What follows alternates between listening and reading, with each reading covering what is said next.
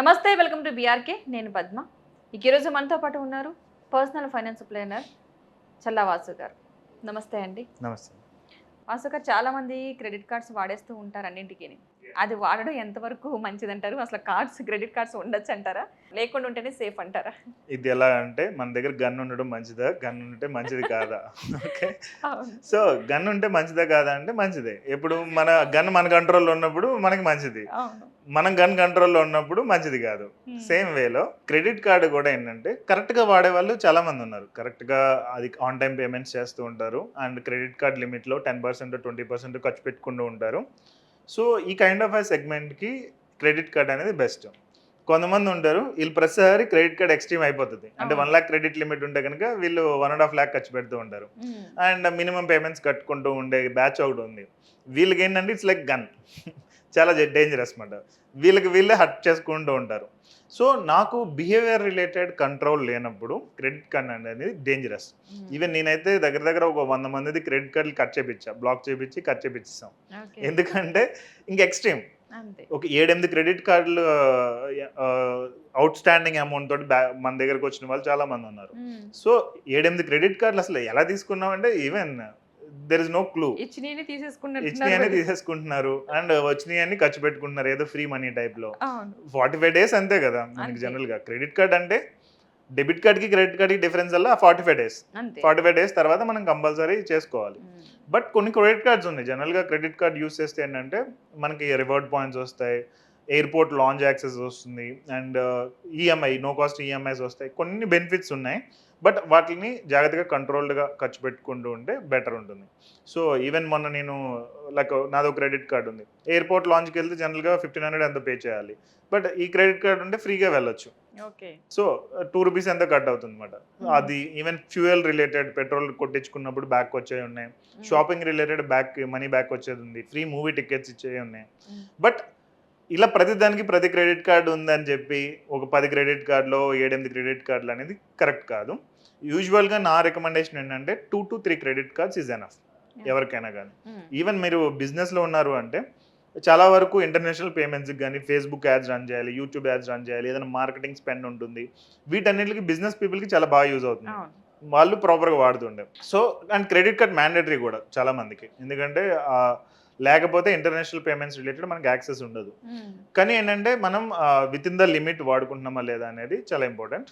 And on time payments అనేవి కరెక్ట్గా చేస్తున్నామా లేదా, మినిమం పేమెంట్స్ కాకుండా ఇవి కరెక్ట్గా చూసుకుని క్రెడిట్ కార్డు వాడుకుంటే best. But 2 to 3 credit cards యూజువల్గా ఎనఫ్. 3 క్రెడిట్ కార్డులు దాటుతుందంటే మనం డేంజర్ జోన్లోకి వెళ్తున్నట్టు. నెక్స్ట్ ఏంటంటే క్రెడిట్ కార్డ్స్ మూలంగా సిబిల్ స్కోర్ కూడా ఇంపాక్ట్ అయ్యే ఛాన్స్ ఉంది. అంటే ఎక్కువ క్రెడిట్ కార్డ్ యూసేజ్ ఉంటే డెప్ట్ రిలేటెడ్ మనకి లోన్స్ ఏదైనా అప్లై చేస్తాం, ఎగ్జాంపుల్ ఒక హోమ్ లోన్ అప్లై చేస్తాం, జనరల్గా అందరికీ 9% 10%కి వస్తుంది, మనకి 11% 12% అడగవచ్చు. ఎందుకంటే బ్యాంకులకు తెలిసిపోతుంది మీరు క్రెడిట్ కార్డ్ యూటిలైజేషన్ ఎక్కువ ఉంది కాబట్టి, వీళ్ళు క్రెడిట్ బాగా వాడతారు కాబట్టి. సేమ్ వేలో పర్సనల్ లోన్స్ ఎక్కువ ఉన్నా కానీ మనకి సిబిల్లో రిఫ్లెక్ట్ అవుతూ ఉంటుంది. సో ఎంత మినిమైజ్ ఒక 3 క్రెడిట్ కార్డ్స్ ఆ టైప్లో ఉండి ఆ 3 క్రెడిట్ కార్డ్స్ కూడా 50% దాటకుండా ఖర్చు పెట్టుకుంటే, ఎగ్జాంపుల్ లిమిట్ 1 లాక్ ఉంటే 50,000 లోపు ఖర్చు పెట్టుకోవాలి. ఈ టైప్లో ఉంటే కనుక క్రెడిట్ కార్డ్స్ యూజెస్ బెటర్ అండి.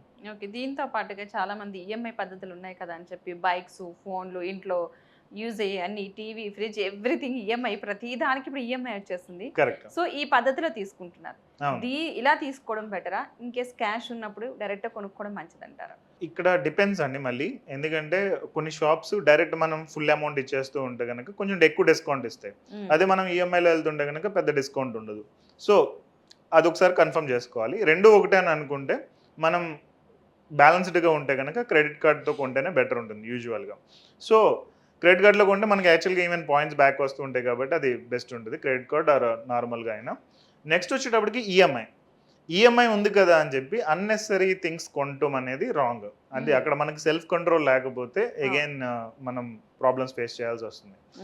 అది ఎలా తెలుస్తుంది అంటే, మనం ఎగ్జాంపుల్ ఒక 20,000 ఫోన్ కొనాలనుకున్నాం అండ్ ఈఎంఐలో 4,000 పడుతుంది. లెట్స్ అస్యూమ్ మంత్లీ 4,000 ఈఎంఐ కట్టాలి. ఇప్పుడు 40,000 ఫోన్ కొంటే వాడు 5,000 ఈఎంఐ అంటాడు. అంటే 1,000 రూపాయలే పెరిగింది అన్నట్టు అనిపిస్తుంది. బట్ ఏంటంటే యాక్చువల్గా మనం డబుల్ ద ప్రైస్ కొంటున్నాం, వేరే ప్రోడక్ట్ అవసరం లేకపోయినా కొంటున్నాం. ఆ క్లారిటీ ఉంటే మనకి ఓకే. లేదు అంటే జస్ట్ ఒక 3 నెలలు ఎక్స్ట్రా ఈఎంఐ కదా, లేదంటే జస్ట్ 1000 రూపాయలు ఎక్స్ట్రా ఈఎంఐ కదా అని చెప్పి మనం ఈఎంఐలోకి వెళ్ళిపోవడం కరెక్ట్ కాదు. రెండోది ఏంటంటే మనం ఏదైనా కొన్న తర్వాత దాన్ని యూటిలైజేషన్ ఎలా ఉంది. ఎగ్జాంపుల్ ఐఫోన్ కొన్నాము, జస్ట్ షో ఆఫ్ కొనుక్కున్నాం, దాంతో యూజ్ ఏమీ లేదు, అది ఒక కేటగిరీ. రెండోది రీల్స్ చేస్తున్నారు, లేదంటే కాంటెంట్ ప్రొడ్యూస్ చేస్తున్నారు, ఆ ఐఫోన్ యూటిలైజ్ చేసుకుని ఏదైనా ఒకటి బిల్ చేస్తున్నారు, దెన్ అది గుడ్ పర్చేస్ అన్నట్టు. సో మనం దేనికి కొంటున్నాం, మనం ఫ్రెండ్స్కి చూపించుకోవడానికి, మనం జస్ట్ బిల్డప్ ఇవ్వడానికి కొంటున్నామా, లేదు అంటే దాని మూలంగా ఏదైనా పర్పస్ ఉందా, నేను ప్రాపర్ వీడియోస్ తీయాలి, ఫొటోస్ తీసుకోవాలి, సమ్ కాంటెంట్ క్రియేట్ చేస్తున్నా, లేదంటే వేరే ఏదైనా చేస్తున్నాను అంటే ఆ రిలేటెడ్ కూడా చాలా important. Even same applicable to bike కొనుక్కున్నాను జస్ట్ షో ఆఫ్కి గర్ల్స్ ముందు తిరగడానికి అంటే అది ఒక ఆప్షన్. రెండోది ఏంటి, బైక్ కొనుక్కుని స్విగ్గీ జొమాటో ఇవి ఉన్నాయి కదా, వీటి రిలేటెడ్ డెలివరీ రిలేటెడ్ కానీ, లేదంటే ఈవెన్ ఒక కొంచెం లాంగ్ డిస్టెన్స్లో ఆఫీస్కి కన్వీనియంట్గా వెళ్ళి రావడానికి కానీ, లేదంటే ఏదైనా బిజినెస్ పర్పస్ కానీ నేను వాడుకుంటున్నాను అంటే దట్స్ అనదర్ వస్తుంది. సో జనరల్గా బస్ మీద వెళ్తే నాకు ఒక 30 రూపాయలు 50 రూపాయలు అయిపోయేదానికి బైక్ కొనుక్కుని 200 ఖర్చు పెడుతున్నానంటే that's a wrong choice. So మనం ఏంటంటే ఆ సెల్ఫ్ అవేర్నెస్ ఉన్నప్పుడు ఏం చేసినా పర్లేదు, బట్ సెల్ఫ్ అవేర్నెస్ లేకుండా సొసైటీ మీద ఇంపాక్ట్ అయ్యి వాడేదో చెప్తున్నాడు వీడేదో చెప్తున్నాడు అని చెప్పి మనం కొనుక్కుంటూ వెళ్ళిపోతే మళ్ళీ మనమే స్ట్రగుల్స్ ఫేస్ చేయాల్సి వస్తుంది. ఎగ్జాక్ట్లీ. ఎందుకంటే ప్రతి ఒక్కరు కూడా అవసరం లేని వస్తువులు కూడా ఈఎంఐ పద్ధతి ఉంది కదా అని చెప్పి కొనేయడం, తర్వాత వాటి వెనకాల బాధపడడం. ఒక 2 మంత్స్ బాగానే ఉంటుంది, నెక్స్ట్ మంత్ మనకి ఎందుకంటే గ్యారంటీ లేని జాబులు అందరివి. అవును. సో అయినా సరే తీసేసుకుంటారు, తీసుకున్న తర్వాత ఆ జాబ్ మనకు ఉండదు, కట్టలేని పరిస్థితి. సో జాగ్రత్తగా ముందే ప్లాన్ చేసుకుని ఉంటే కనుక బెటర్. మాక్సిమం క్యాష్ కొనుక్కుంటే ఎవరికి తలనొప్పి ఉండదు. అవును, క్యాష్ ఉండి కొనుక్కోవడం అనేది దట్స్ డిసిప్లిన్డ్ వే. చాలా మంది ఇప్పుడు ఓల్డ్ పీపుల్ చూసుకుంటే 40-50 ఇయర్స్ దాటిన వాళ్ళు మేజర్లీ వాళ్ళు అసలు ఈఎంఐలకు వెళ్ళరు, ఎందుకంటే అప్పు అంటే భయం. సో కానీ ఏంటంటే మన కార్పొరేట్స్ కానీ లేదంటే బయట సొసైటీ కానీ ఏం చేసిందంటే ఆ కల్చర్ని మార్చేసింది. ఈఎంఐ అంటే తప్పు కాదు. ఇప్పుడు ఒక మీ ఫాదర్ అంతకుముందు వాళ్ళ జనరేషన్స్ అడిగితే అప్పు అంటే చాలా భయపడేవాళ్ళు, ఇప్పుడు అప్ అంటే జస్ట్ లైక్ దట్ చేసేస్తున్నారు. సో ఆ కల్చర్ మారడం అనేదే మనకి ఇక్కడ ప్రాబ్లం. ఇండియాలో అలా లేదు ఇదివరకు, బట్ లాస్ట్ 10 years లో బాగా పెరిగిపోయింది అన్నమాట. బాగా అప్పు చేసిన తప్పు లేదన్నట్టు అయిపోయింది. ఇప్పుడు అప్పు లేనివాడు అసలు లేడు అన్నట్టు అయిపోయింది. తక్కువ మంది ఉంటున్నారు. ఏదో ఒక రూపంలో ఈఎంఐ అయినా అది ఒక రకమైన అప్పే మనకి తెలియకుండా, క్రెడిట్ కార్డ్స్ కట్టాలన్నా సరే అది ఒక రకమైన అప్పే తెలియకుండా మనుషుల దగ్గరే తీసుకొని అవసరం కార్డ్స్ రూపంలో ఎలా తీసుకున్నా సరిపోతుంది. థ్యాంక్ యూ అండి వాసు గారు, మంచి ఇన్ఫర్మేషన్ అయితే ఇచ్చారు. Thank you so much. Welcome అండి, థ్యాంక్ యూ సో మచ్.